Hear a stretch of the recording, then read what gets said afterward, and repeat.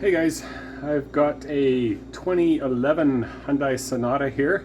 My buddy dropped it off. It's his daughter's car, and we are going to change the axles out on it. One's got a ripped boot, and we both decided to throw in both new axles on it, so we don't have to worry about it for quite a while. So first step we're going to show you here is to jack up your car. Get some jack stands on there. Now you want to take the wheel off, and then you've got the crown nut here. Where is it? Where'd I go? Okay, yeah. So got the crown nut here. You got to take the cotter pin out, and I've got the socket here. It's 32 millimeter on this guy, and I just used the little my electric impact there. And it comes off real easy. I sprayed it with a dab of WD-40 and it popped off really quick.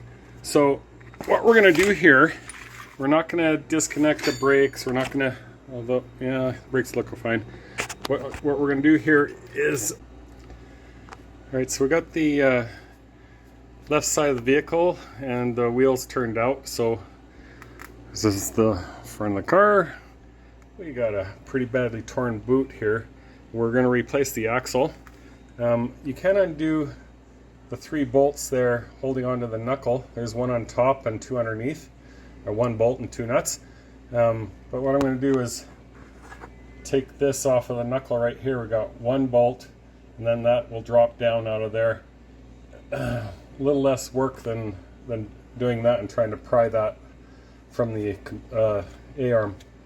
So alright, we've got the little 17 mil bolt out there, and what we've got is a little tension here from the strut pushing down on here. So even I tried to pry this off with a pry bar, and it's just not giving me enough room. So what I've done is I've put my jack here, block of wood. I'm going to lift this up a little bit, and then I can pry that off of there. Okay, after a bit of struggling, use the jack, lifted it up with a block of wood, the disc, and pried it down, and use a little sledge, got it down a bit. And what got it the rest of the way is I got my fork in here and gave it a little pry like that and got it the rest of the way up. Pounding didn't help very much after it got to a certain point, so I got the big fork in there and got in there and pried it off. So now we got the axle popped out of the hub here, and we got a little crowbar, and we'll just get it behind the back of there and just pop it out, and we'll slide in a new one. Alrighty, so I was trying to use the crowbar to get it in there, in behind the axle and the transmission back there. I was having a hard time. So what I did again is I took my fork here and put it in there, and with my little sledge just gave it a tap and it popped right out. So if you got something like this, it works wonders. A lot easier than trying to fudge a little crowbar back in there and try and get it to pull. Just push this in there and then tap up on it with a little sledge or a hammer, and out she comes. So I've got the new axle here. I'm gonna take it off. One nice thing about this Hyundai, if I can say a nice thing about a Hyundai, is it must be sealed, because other axles I've replaced, you get transmission fluid coming out of there like crazy. So hopefully it has transmission fluid, but nothing's leaking out of there when I popped it out. So that's a good thing. You don't have to rush and hurry and get the next axle in, but we'll slide this one in. Install is reverse of disassembly, so you guys can do it. Okay, we've got the new axle in. Just use the axle itself to pop it in, hold on to the shaft right here, and give it a few pops, and you'll feel it go in. It'll pop right in there, nice and easy. I sprayed a little bit of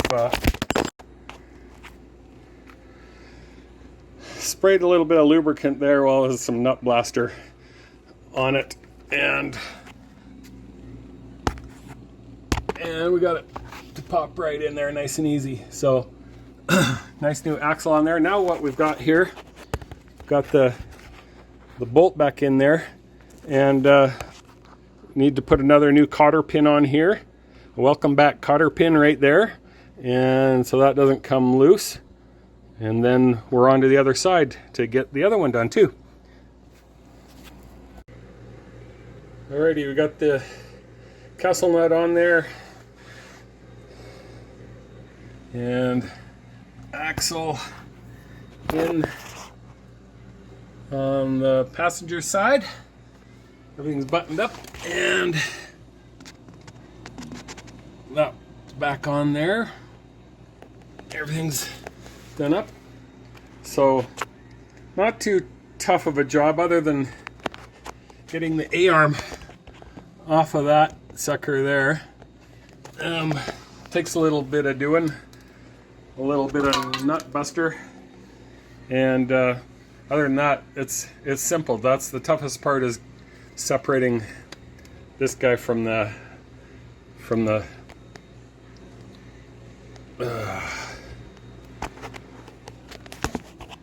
guy.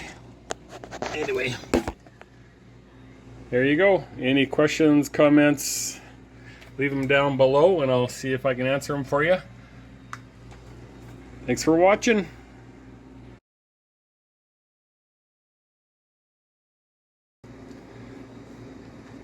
All right, part 2 of the Hyundai repair. We just did the front axles, and now we're going to do some bumper repair.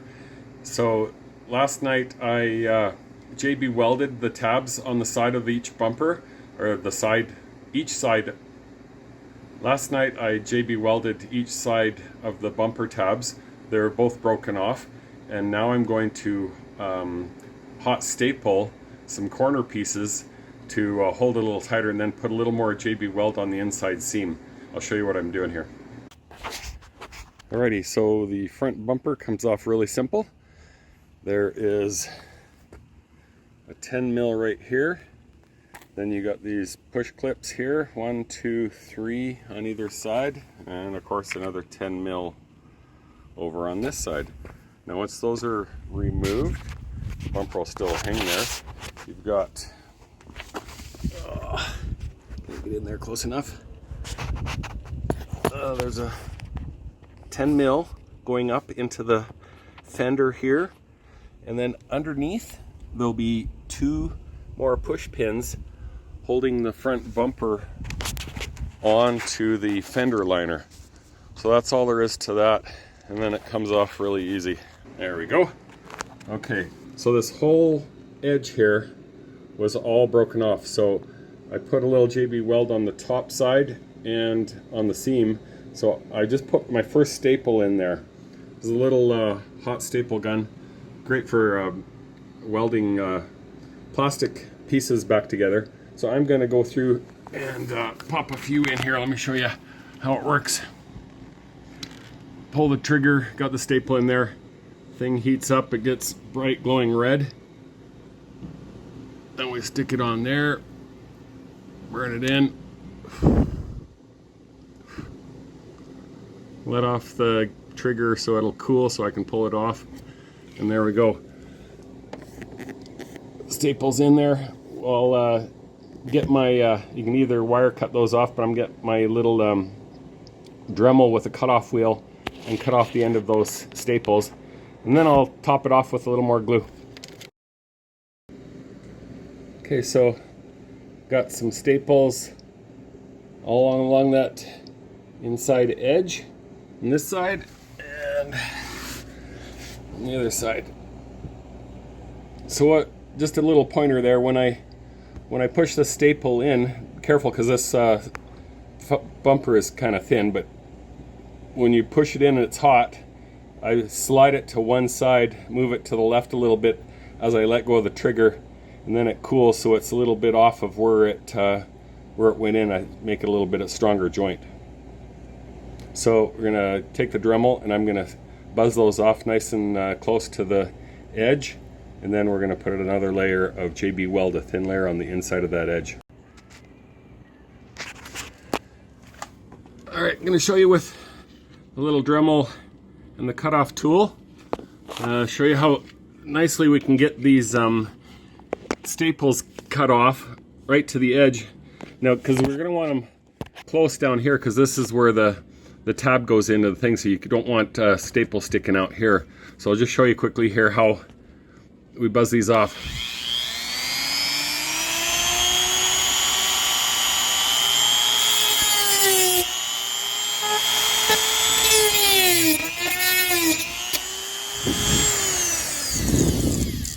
Just like that, easy peasy.